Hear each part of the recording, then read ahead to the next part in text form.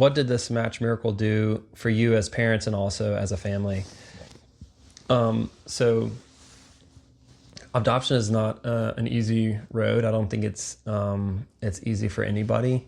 I think that all different types of adoption have different things that are easier about them and more difficult. For us, one of the things that we have in our past was something that we felt disqualified us from a certain type of child, a certain need that a child has. And so when we had our match miracle, the Lord was really so kind to really answer Damaris's prayer request that she would not have to reject a child, because that's something from her past that she did not want to do to somebody else. For me, I had something else on my list, and that I really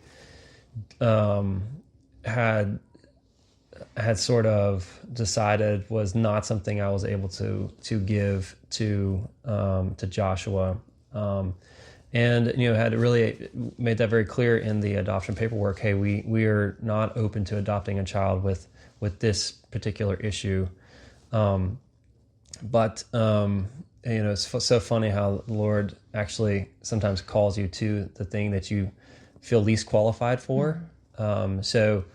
After our match miracle, which was in February, we had some more funds to raise, more paperwork. We had to get through a court hearing in India, and then in the fall, we're able to actually go and pick Joshua up. And so we said a very tearful goodbye to our kids. We had some friends stay with our biological kids, and then my parents came and stayed, and traveled to India for about, how long was it? Like 40 hours, 42 hours, 41 hours. And had a great time on the flight, and really everything went super well until we got to India. And then in India, we got in around midnight. We actually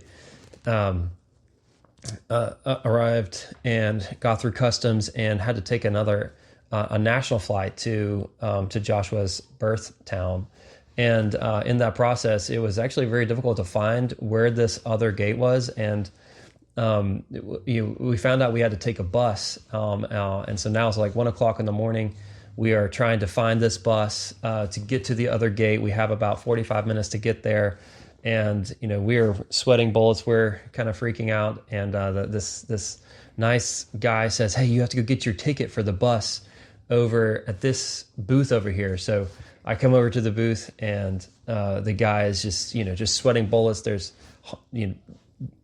just a crowd around him, all asking for their tickets, and they're paying in local currency to get their tickets. And of course, I don't have any local currency. I just go, and I was just hoping he would give me a ticket.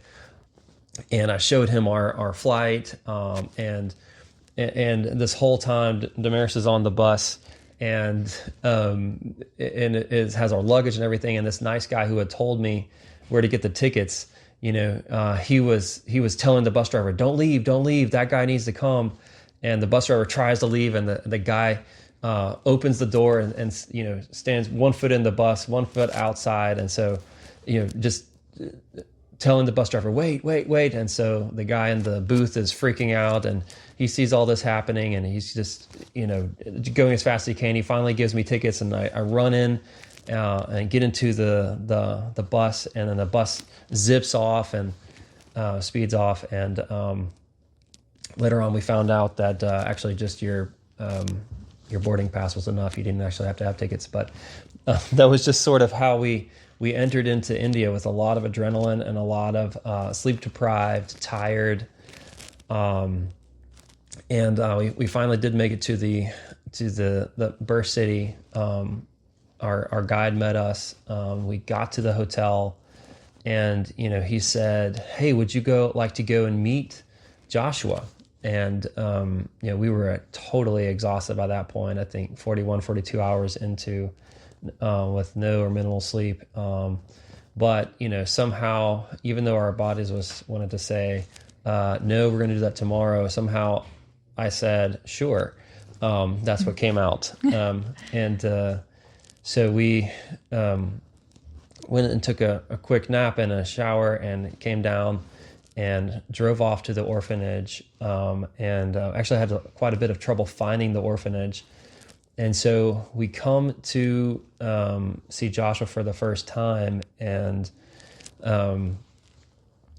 go to the orphanage, and have to take our shoes off, have to get to meet the orphanage director, and his social worker and his caregivers, and then they were sitting in this little small room, and then all of a sudden they bring this incredibly beautiful boy to us, and they say, "Here's Joshua."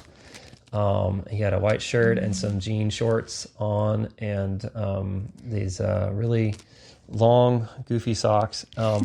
And they put him in our lap, and he was just smiling and happy, and it was a great moment, really a surreal moment. We were so sleep deprived and tired and high adrenaline, but he was just so it felt like he was so happy to see us. And so as we're having this incredibly bonding moment, I am I'm hearing our guide have a heated conversation with a social worker.